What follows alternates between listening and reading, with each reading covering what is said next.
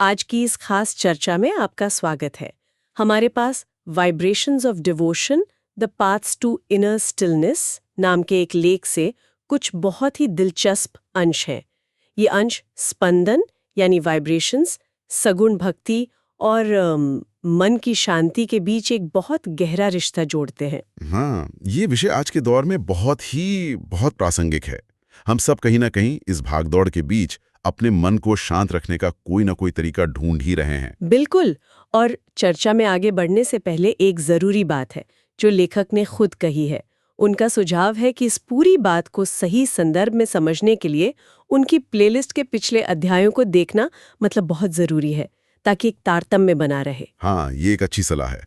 एक क्रम बना रहता है तो बातें ज्यादा गहराई से समझ आती हैं। तो हम भी यही सलाह देंगे।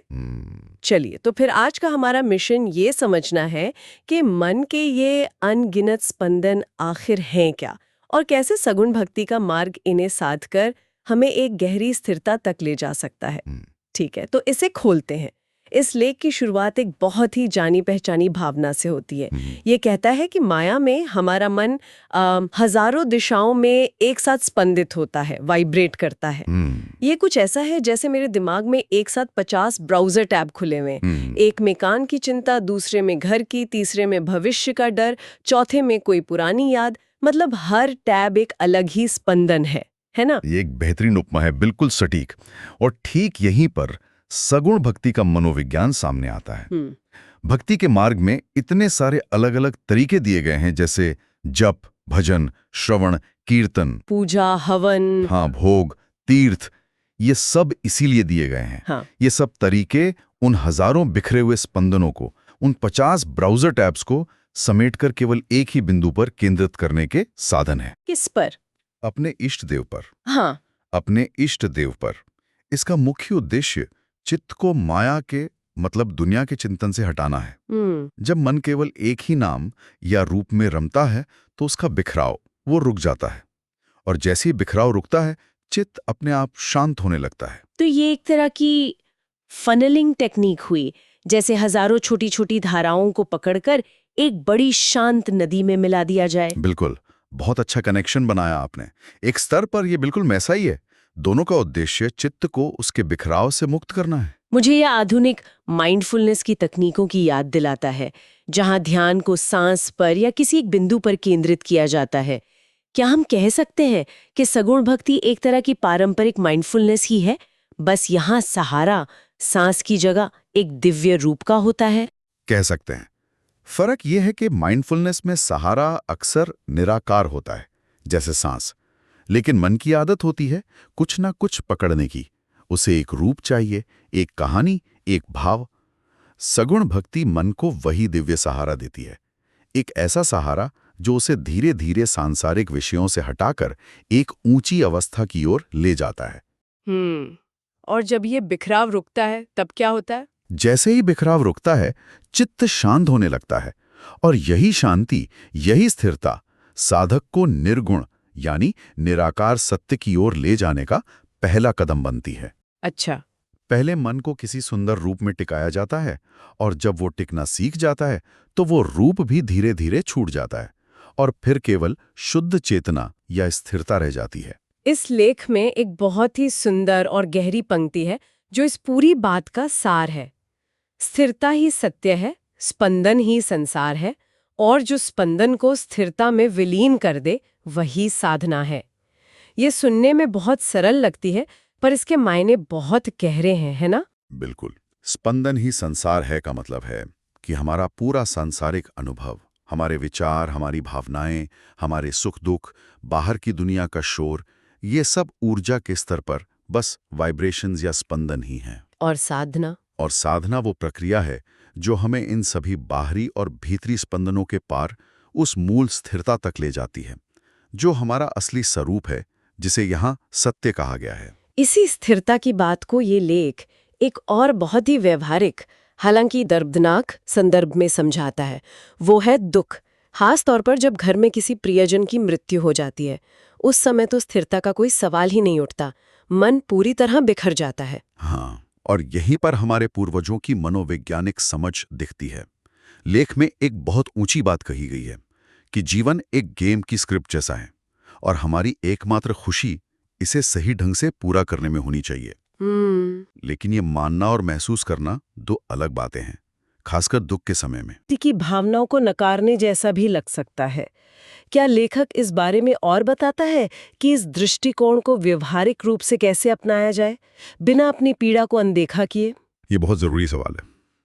लेखक का मतलब भावनाओं को दबाना नहीं है, बिल्कुल नहीं। वो कह रहे हैं कि ये एक अंतिम सत्य या परम दृष्टिकोण है। लेकिन व्यवहारिक स्तर पर दुख में चित्त बहुत कमजोर हो जाता है, टूट जाता है। इसीलिए इस टूटे हुए चित्त को सहारा देने के लिए हमारे संस्कार बनाए गए। मृत्यु जैसे बड़े दुख के बाद के संस्कार वो जानबूझकर इतने लंबे और जटिल बनाए गए हैं जो कई दिनों और महीनों तक चलते हैं, ताकि मन को व्यस्त रखा जा सके। एक तरह का उपचारात्मक कार्य। ठीक यही इसका उद्देश्य यह है कि व्यक्ति उन संस्कारों को करने में, उनके नियमों का पालन करने में व्यस्त रहे। जब ध्यान उन क्रियाओं को सही ढंग से करने में लगा रहता है तो चित्त को उस दुखद घटना के आघात से धीरे धीरे बाहर निकलने का समय और सहारा मिल जाता है। मतलब ये शोक से उभरने की एक संरचित प्रक्रिया है। हाँ, ये हमारे पूर्वजों का तरीका था ये सुनिश्चित करने का कि कोई व्यक्ति अपने दुख में अकेला और दिशाहीन ना रह जाए। ये दिलचस्प है। आज के दौर में अक्सर हमारे पास ऐसे मजबूत सामाजिक ढांचे नहीं होते जो दुख में सहारा दे सकें, और लोग अक्सर अकेले रह जाते हैं। बिल्कुल, ये चित्त को उस घटना से जुड़ी तीव्र भावनाओं को शांत करने का अवसर देता है, जिससे वो वापस अपने केंद्र में लौट सके। स्थिरता के इसी केंद्र की बात को ये लेखक और बहुत ही रोचक तरीके से समझाता है, और इसके लिए उन्होंने टीवी सीरियल्स का एक बहुत ही आम उदाहरण लिया है जो हम सबने देखा है। हाँ, ये प्रतीकवाद वाला हिस्सा बहुत आकर्षक है। जब भी देवता किसी आसुरी शक्ति से परेशान होते हैं तो वो मदद के लिए या तो क्षीरसागर में विष्णु जी के पास जाते हैं या कैलाश पर्वत पर शंकर जी के पास। सही बात है। लेखक का कहना है कि इन जगहों और इन देवताओं के पीछे गहरा मनोवैज्ञानिक अर्थ छिपा है। तो क्षीर सागर का क्या मतलब है? जाहिर है वो दूध का सागर तो नहीं है। नहीं, बिल्कुल नहीं। इस लेख के अनुसार क्षीर सागर एक शांत, स्थिर और निर्मल चित्त का प्रतीक है। अच्छा। एक ऐसा मन जो पूरी तरह से लहरों से शांत हो चुका है। अच्छा। और उस शांत चित्त के ऊपर जो शेषनाग हैं, वे हमारे मन में उठने वाली अनगिनत विचारों की लहरों यानी वृत्तियों का प्रतीक हैं। ये बात बहुत महत्वपूर्ण है। मतलब विचार तो अभी भी है, शेषनाग के रूप में लहरें उठ रही हैं, लेकिन वे चित्त के सागर की शांति को भंग नहीं कर रही हैं। एकदम सही। इसका मतलब ये नहीं कि विचार शून्य हो गए, बल्कि ये कि हम उनसे प्रभावित नहीं हो रहे। हाँ, यही बिंदु है। और विष्णु जी उन लहरों के ऊपर विराजमान हैं, पूरी तरह से स्थिर। और सबसे खास बात, वे माया यानी लक्ष्मी जी के सबसे निकट होकर भी उनसे अप्रभावित हैं, उनके प्रभाव में नहीं है। ये उस अवस्था का प्रतीक है जहां व्यक्ति संसार में रहते हुए, माया के बीच रहते हुए भी अपने केंद्र में, अपनी स्थिरता में बना रहता है। उसे हर समस्या का समाधान साफ साफ दिखाई देता है, क्योंकि वह समस्या का हिस्सा नहीं, उसका दृष्टा बन गया है। ये तो अद्भुत है। और शंकर जी की कैलाश वाली स्थिति? इसी तरह शंकर जी कैलाश पर बैठते हैं, जिसे चेतना का सर्वोच्च शिखर माना जाता है। यह दिखाता है कि वे हर परिस्थिति से ऊपर उठ चुके हैं।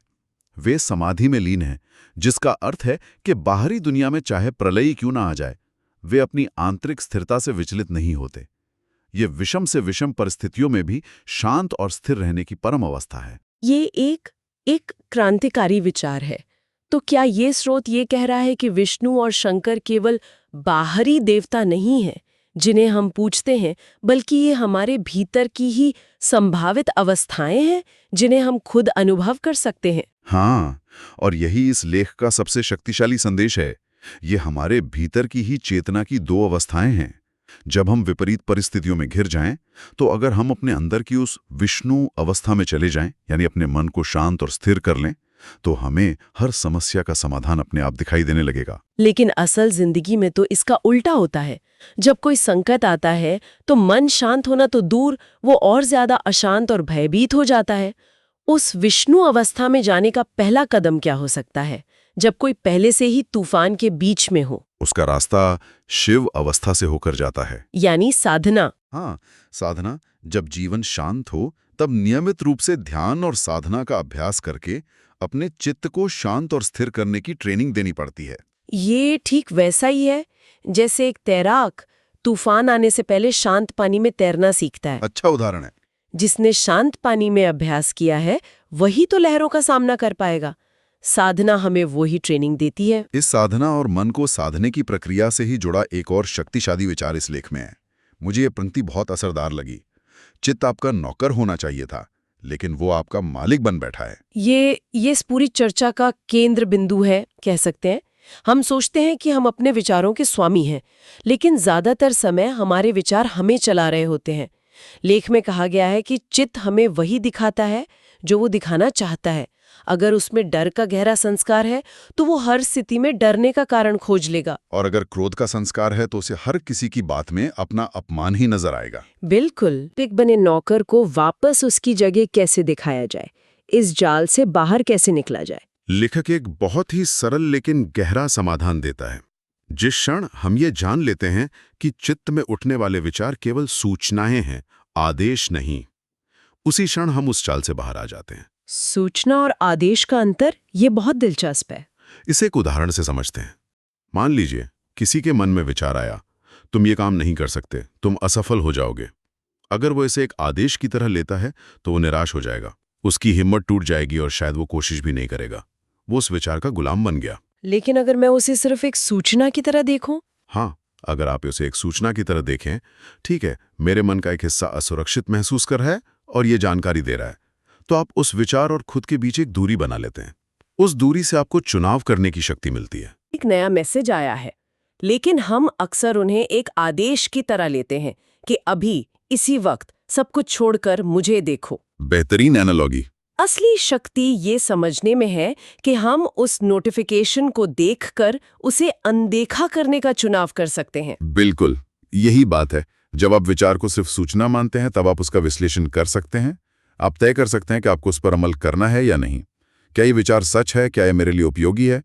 ये समझ हमें अपने विचारों पर नियंत्रण देती है, न कि उनके द्वारा नियंत्रित होने देती है। यहीं से चित्त के मालिक बनने की प्रक्रिया शुरू होती है। तो आज की हमारी चर्चा एक बहुत ही सुंदर यात्रा रही। हमने मन के अनगिनत स्पंदनों से शुरुआत की और देखा कि कैसे सगुण भक्ति उन स्पंदनों को एक दिशा देकर मन को शांत करने का एक गहरा मनोवैज्ञानिक साधन है। हमने ये भी समझा कि दुख और उससे जुड़े हमारे पारंपरिक संस्कारों का उद्देश्य भी चित्त को वापस उसी स्थिरता में लाना है। वे केवल परंपराएं नहीं हैं, उनके पीछे एक गहरा उपचारात्मक उद्देश्य छिपा है। और मेरे लिए सबसे आकर्षक हिस्सा था विष्णु और शंकर की अवस्थाओं के प्रतीकात्मक अर्थ को समझना। यह जानना कि वे केवल बाहरी देवता नहीं, बल्कि हमारे भीतर की ही संभावित अवस्थाएं हैं, जिन्हें साधना के द्वारा पाया जा सकता है। और अंत में ये शक्तिशाली समझ कि हमारे विचार केवल सूचना हैं, आदेश नहीं। ये एक छोटी सी बात जीवन को देखने का पूरा नजरिया बदल सकती है। यह सचमुच एक गहरी छानबीन थी। इन स्रोतों ने भक्ति, मनोविज्ञान और प्रतीकवाद को बहुत खूबसूरती से एक साथ पिरोया है। और ये लेख हमें एक अंतिम विचार के साथ छोड़ता है जो आगे की खोज के लिए एक प्रेरक विचार है। यह एक ऐसा सवाल है जो हमें इस यात्रा के अगले स्तर पर ले जाता है। लेखक कहता है कि जब हम साधना में बैठते हैं तो असल में जो बैठने की कोशिश कर रहा है वो हमारा अहंकार और मन का मिलाजुला रूप ही है। यह एक बहुत ही सूक्ष्म बिंदु है। हम सोचते हैं मैं ध्यान कर रही हूँ, पर यह मैं कौन है? क्या यह वही मन है जिसे हम शांत करने की कोशिश कर रहे हैं? यही वो महत्वपूर्ण सवाल है जो ये लेख उठाता है। वास्तव में साधना में कौन बैठता है? क्या मन खुद को शांत कर सकता है, या यह अहंकार है जो एक आध्यात्मिक लक्ष्य पाना चाहता है? लेखक के अनुसार अगले अध्याय में इस पर विस्तार से चर्चा की जाएगी। लेकिन ये एक ऐसा प्रश्न है जिस पर हम सभी को विचार करना चाहिए अगली बार जब हम आंखें बंद करके बैठने की कोशिश करें। सच में ये सोचने वाली बात है। जिस औजार से हम समस्या को ठीक करने चले, कहीं वही औजार तो समस्या का हिस्सा नहीं। एक अद्भुत विचार जिसके साथ हम आज की इस चर्चा को यहीं समाप्त करते हैं।